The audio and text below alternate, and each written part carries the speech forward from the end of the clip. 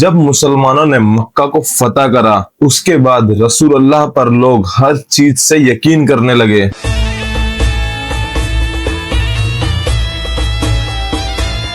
लोग बहुत बड़ी तादाद में इस्लाम को कबूल करने लगे। बड़े बड़े कबीले इस्लाम के साथ जुड़ने लगे।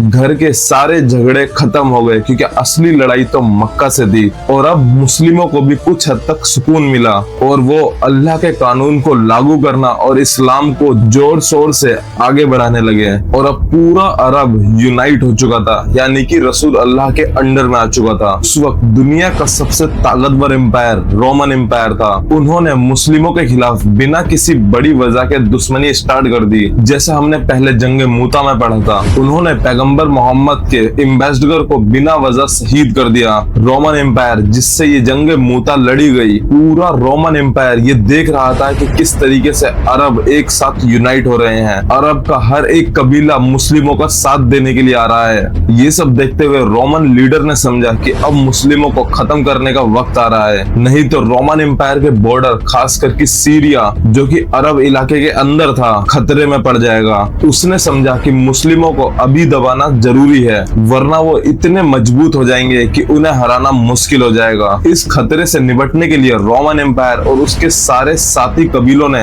एक बड़ी फौज जमा करना शुरू कर दिया। और जब ये बात अरब कबीलों को पता लगने लगी तो एक डर का माहौल बनने लगा। हर किसी के अंदर एक अलग डर था कि रोमन एम्पायर कभी भी हमारे घरों पर चढ़ाई कर सकता है। मुस्लिमों के अंदर डर का माहौल बना हुआ था और उसको और बढ़ावा दे रहे थे घर के गद्दार लोग, क्योंकि घर के अंदर के जो मुनाफिकीन लोग थे वो ये उम्मीद करने लगे कि इस्लाम को अब बहुत ज्यादा नुकसान होगा। लेकिन रसूल अल्लाह, जिन्होंने लगभग हर एक जंग जीती थी, उनके दिल में हल्का सा भी डर नहीं दिखाई दे रहा था। एक सहाबा जो सीरिया से मदीना तक बिजनेस करते थे ऑयल का, उन्होंने कहा कि हरकुलस ने 40,000 से ज्यादा बड़ी फौज इकट्ठा कर रखी है, जिसमें कि रोमन एम्पायर के और भी कबीले शामिल हो रहे हैं। उन्होंने बताया कि उनका पहला ग्रुप काफी आगे पहुंच चुका है। ये मुसलमानों के लिए एक बहुत बड़ा खतरा था और इस हालत को और खराब कर रही थी उस टाइम की तपती हुई गर्मी, एकदम सूखा और दूर दूर तक कच्चे रास्ते जो जंग करने के लिए रुकावट थे। लेकिन मुस्लिम ये बात समझ चुके थे कि अगर उन्होंने इस खतरे को हल्के में लिया तो रोमन एम्पायर मुस्लिमों के इलाके में घुस सकता है। और यहाँ घर के गद्दार भी मुस्लिमों के खिलाफ साजिश कर रहे थे ताकि उनके पीठ पीछे छुरा भोंक सके। लेकिन रोमन एम्पायर तो सामने का दुश्मन था, वो तो सामने से लड़ रहा था। मुसीबत इन घर के गद्दारों की। अगर रोमन एम्पायर ऐसा कर देता और घर के गद्दार भी रोमन एम्पायर का साथ देते तो इस्लाम को इतना फैलाने की मेहनत बर्बाद हो जाती और सालों की लड़ाइयों का फायदा भी खत्म हो जाता। रसूल अल्लाह ने ये सब बातें दिल से समझ ली। भले ही मुस्लिम तपती गर्मी में हो, सूखे इलाके में हो और मुश्किल हालात में थे, मगर फिर भी रसूल अल्लाह ने फैसला किया कि अब हम दुश्मन का अपने घर में इंतजार नहीं करेंगे, बल्कि अब हम जंग करेंगे, वो भी दुनिया के सुपर पावर रोमन एम्पायर के बॉर्डर पर जाकर।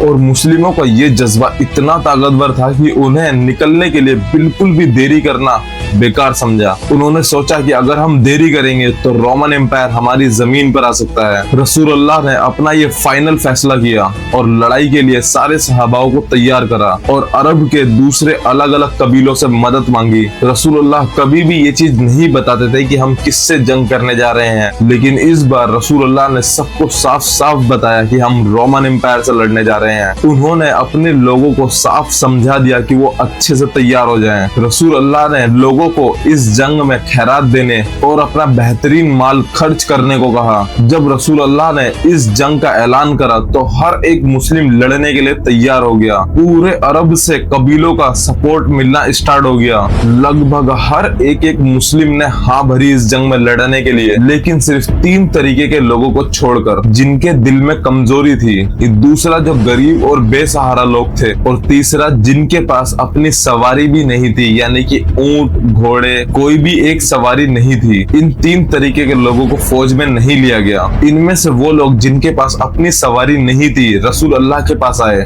और रसूल अल्लाह से सवारी मांगी ताकि वो लोग भी रोमन एम्पायर से लड़ सकें। लेकिन रसूल अल्लाह ने इनको मना कर दिया और ये बहुत रोते हुए वापस गए क्योंकि उनके पास जिहाद को खर्च करने के लिए कुछ भी नहीं था। मुस्लिमों ने इतना डोनेशन करा इस जंग के लिए कि हजरत उस्मान ने 900 ऊंट दिए, 100 घोड़े और बहुत सारा पैसा दिया। अब्दुल रहमान बिन औफ ने 200 चांदी के औंस दिए। हजरत अबू बकर ने अपनी पूरी प्रॉपर्टी बेचकर सारा पैसा मुस्लिम फौज को दे दिया। हजरत उमर ने अपने सारे नेटवर्थ का हाफ मुस्लिम फौज को दे दिया। लोग छोटे से छोटे और बड़े से बड़े दान करते रहे, यहाँ तक कि कुछ लोगों ने तो सिर्फ खजूर तक डोनेट करे। औरतों ने भी अपने हिस्से की चूड़ियां, पायल, बाली और अंगूठियां डोनेट करा। कोई भी डोनेट देने से पीछे नहीं हटा। जब मुस्लिम फौज तैयार हो गई तो रसूल अल्लाह ने हजरत अली को अपने घर की जिम्मेदारी दी और हजरत अली को वहीं रहने को कहा। इससे जो घर के गद्दार लोग थे वो हजरत अली का मजाक बनाने लगे। इससे हजरत अली को बहुत एम्बैरस फील हुआ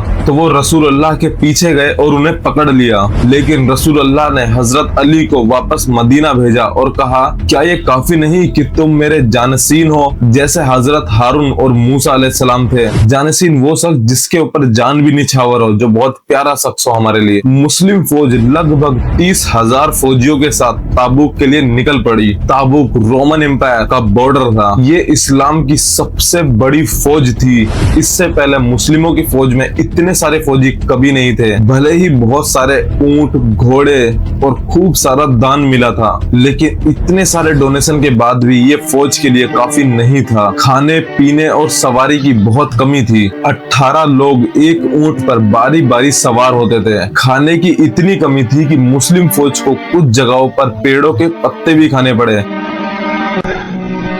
जिससे उनके होठ सूज गए। कुछ लोगों ने अपने प्यारे ऊंटों को कुर्बान करा ताकि उनके पेट का पानी पी सकें। पानी की कमी और फौज की जरूरतों की वजह से लोग परेशान होने लगे और रसूल अल्लाह से शिकायत करने लगे। तो उन्होंने अल्लाह से दुआ करी और देखते ही बारिश चालू हो गई। सबने पानी पिया और अपनी जरूरतें पूरी करी। ताबूक पहुंचकर कैंप लगाने के बाद मुस्लिम फौज दुश्मन का सामना करने के लिए बिल्कुल तैयार थी।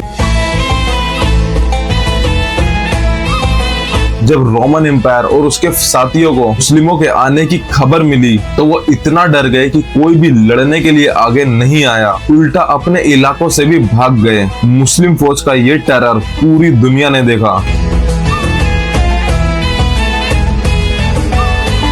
और ये अपने आप में मुस्लिम फौज के लिए एक बहुत बड़ी इज्जत थी। ये जो जीत मुस्लिमों को मिली ये उससे भी बड़ी थी कि अगर मुस्लिम फौज लड़कर भी जीतती तो भी इतनी इज्जत मुस्लिम फौज को ना मिलती। उस इलाके का सरदार घबराता हुआ रसूल अल्लाह के पास आया और सुलह की बात करी और कहा कि हम अपना टैक्स मुसलमानों को देंगे और उसके आसपास के और इलाकों ने भी टैक्स मुस्लिमों को देने का वादा किया। और फिर रसूल अल्लाह ने हर एक के लिए सुलहनामा बनाया। जो कबीले रोमन एम्पायर के साथी थे उन्हें यकीन हो गया होगा कि अब उनकी पुरानी वफादारी खत्म हो गई है, वो मुस्लिमों की तरफ हो गए हैं। ये वही इलाका था जहां पर रसूल अल्लाह के एम्बेसडर को कत्ल करा गया था और आज ये पूरा इलाका मुस्लिमों के कब्जे में आ गया। अब इस्लाम की टेरिटरी अरब से बाहर निकलने लगी। वापसी के टाइम रसूल अल्लाह की जान लेने के लिए कुछ लोग उनका इंतजार कर रहे थे छुपकर, लेकिन रसूल अल्लाह की इंटेलिजेंसी इतनी ज्यादा बढ़ चुकी थी या ये कह लो कि उन लोगों ने रसूल अल्लाह को इतना हल्के में लिया कि रसूल अल्लाह ने ना सिर्फ उनका इरादा बताया कि तुम मुझे मारने के लिए आए हो,